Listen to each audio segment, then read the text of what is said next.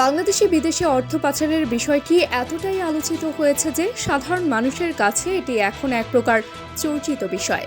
2021-22 অর্থ বছরের বাজেট আলোচনা চলাকালীন তৎকালীন অর্থমন্ত্রী বলেছিলেন, কারা অর্থ পাচার করে তার তালিকা তার কাছে নেই, অথচ তার আশেপাশের সবাই এই পাচারে লিপ্ত ছিল। 5 আগস্ট সরকার পরিবর্তনের পর শ্বেতপত্র কমিটির প্রতিবেদনে উঠে এসেছে, গত 15 বছরে $240 বিলিয়ন বিদেশে পাচার করেছে পলাতক শেখ হাসিনা সরকার। এর মধ্যে রয়েছে ব্যক্তিগত এবং বিভিন্ন ব্যবসায়িক গোষ্ঠীর অর্থ পাচারের অভিযোগ। পাচারকৃত অর্থের ফেরত প্রক্রিয়া বর্তমানে বিভিন্ন বাধার সম্মুখীন হচ্ছে। বদলি এবং প্রশ্নবিদ্ধ নিয়োগের কারণে তদন্তের গতি মন্থর হয়ে পড়েছে। অর্থনীতিবিদরা আশাবাদী যে যথাযথ পদক্ষেপ নিলে পাচারকৃত অর্থ ফেরত আনা সম্ভব। অর্থ ফেরত আনার প্রক্রিয়া 5টি ধাপে সম্পন্ন হয়।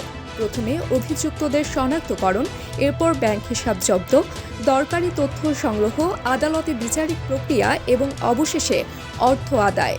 বর্তমানে অধিকাংশ তদন্ত দ্বিতীয় এবং তৃতীয় ধাপের মধ্যে আটকে আছে।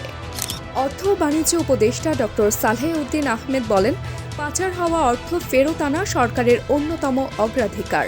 সরকার ইতিমধ্যে আন্তঃসংস্থা টাস্ক ফোর্স পুনর্গঠন করেছে। বাংলাদেশে অর্থ পাচারের এই অধ্যায়টি যেন একটি নতুন সংকটের সূচনা করছে। কিভাবে এই অবৈধ অর্থ ফেরত আসবে, এটাই এখন সবচেয়ে বড় প্রশ্ন। A B news desk report.